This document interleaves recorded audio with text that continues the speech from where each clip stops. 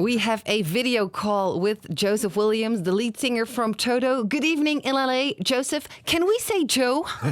Yeah, I'm really a Joe. Yeah, but you can call us Joe as well because we are Joe Radio. First of all, thank you for calling. It's an honor for us. How are you and Toto doing? Well, I'm doing well, and Toto is sitting back like cocked like a gun, ready to be fired, kind of thing. We're just waiting for the word so that we can get going and start working. Fantastic. Yeah. How was the Corona period for you? Because you released a new album, eh? Denizen Tennant is the name of the album. That's right. I did indeed. That was, all a part of last year, just trying to keep ourselves busy. I had mine sort of planned anyway, but putting them together and putting them out that way, that was all just sort of a product of being stuck inside with COVID. There's a song on the album you recorded with your daughter. Yeah. I wanted to do one of my favorite Peter Gabriel songs, which was just dying to do it, and I just had my daughter sing the girl part, and I just love the way it sounded. So Why not? How is that working together? That's great. I love working together. She just had a little son, so I'm a grandfather. Oh, congratulations! Oh, fantastic. That's good news. Yeah. And there's also a Beatles cover on the album. There is. That's once again, it was like one of my favorite songs from the Beatles ever. Something about that tune always moved me when I was a little kid. So I just started playing around with it one day in the studio. And ended up finishing it is what happened. I wasn't really planning to put it on a record or anything, but I love the tune so much. Oh, wonderful. Toto also has a new album with a little help from my friends. It's more like a studio concert, right? It is kind of like a studio concert. It's like Let It Be in a way. We were in a room that was mostly full of cameras and people working all of that stuff rather than an audience. And we had some family and friends in the background to give us a little bit of this, so that we didn't feel like we were in rehearsal. So, but the idea was just, like I said, last year, we just wanted to keep busy, and we wanted to figure out what Toto was going to be and what it was going to look like in the future.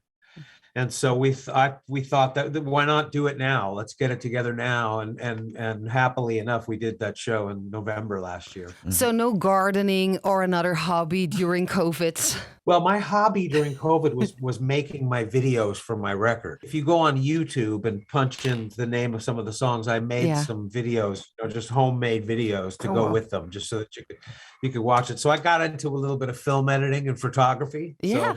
So trying to stay busy. Yeah. Lots of fun. Yeah. It makes it even cheaper to make it. if you do it yourself, it's a great way to do it. Yeah. Wonderful. Toto keeps on going. I was born in 1973. Anke was born in 1980.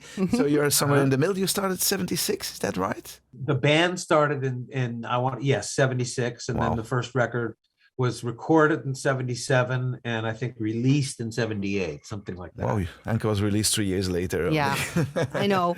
Belgian fans are really looking forward to July 21st next year. That's also our national holiday. But then Toto is also coming to Belgium with the Dogs of Oz tour.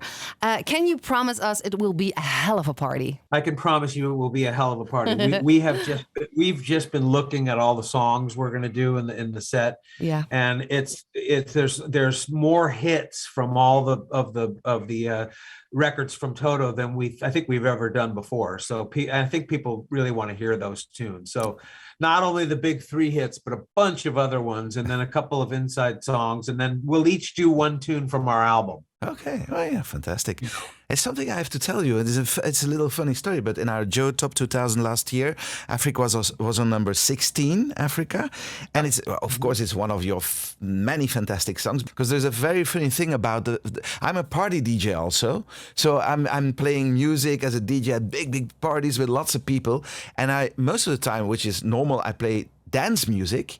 But the funny thing is that all the time, Africa is in my playlist. And when I play Africa here in Belgium, it's something very strange that's happening.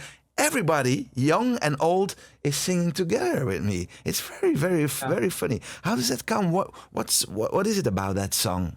It's just one of those magic songs. David Page wrote that with Jeff Porcaro, and they just sort of hit some magic. I mean, when the story that I hear from the other guys and stuff is that they didn't want it on the record. They didn't think it was a strong song. Yeah. Back when they were making the record.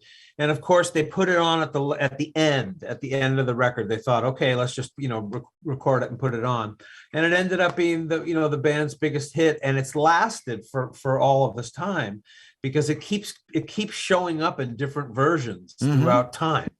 So kids know it, the next generation down knows it and so forth. And a generation above me anyway, knows it. It will survive. It's such a great song. You also have another connection with Africa because you are the singing voice of Simba in Disney's Lion King. That is true. Wow. Yes. I was very lucky. I had some friends who were in the music department at Disney very early on. And they would call me from time to time to sing some demos for them, that kind of thing. And which is exactly what happened with the music from The Lion King. I went into the studio one day and sang a few demos, and they called me back a year later to come in the studio to sing both of those pieces that ended up in the film. Wow. The Hakuna Matata moment, and then a small moment with Can You Feel the Love Tonight? Wow. And so it was great. I was lucky that they wanted to put me in there.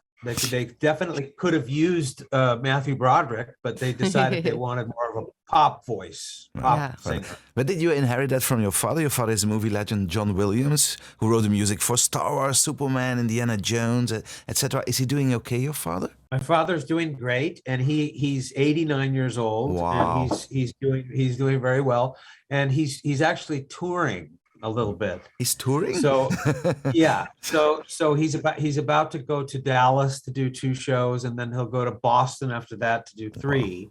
Wow. And then he's going to come to Berlin, and he's going to do the Berlin Symphony in October. Oh my God, how fantastic is that? So he's doing really well. Do you have a message for the Belgian Toto fans? Some nice words, because they're all listening right now. Well, to the Toto fans from Belgium and in Belgium, we miss you like I can't even describe to you.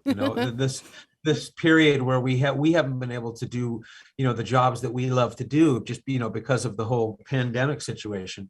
And believe me, we miss the fans more than anything. That's the whole reason why the hard part of touring becomes easy, because every time you play a show you have these wonderful fans. And so we miss you, and we can't wait to get there. Oh, thank you very much. One last question. What is your favorite song of all time? Oh, that's kind of impossible to answer, but wow. I mean, I'm gonna tell you my very first favorite song when I was about 8 years old. It was a single by Mason Williams called Classical Gas. Okay. And look it up. Check it out. It's instrumental. And it's entirely on acoustic guitar. And I fell in love with that before I even, started singing or doing anything. That was my favorite song. So that was my first one. That's how I have to answer that question, because I have so many. Yeah, we understand that.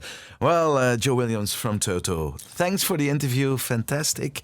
A good evening in LA, because here it's early in the morning, and there a good evening.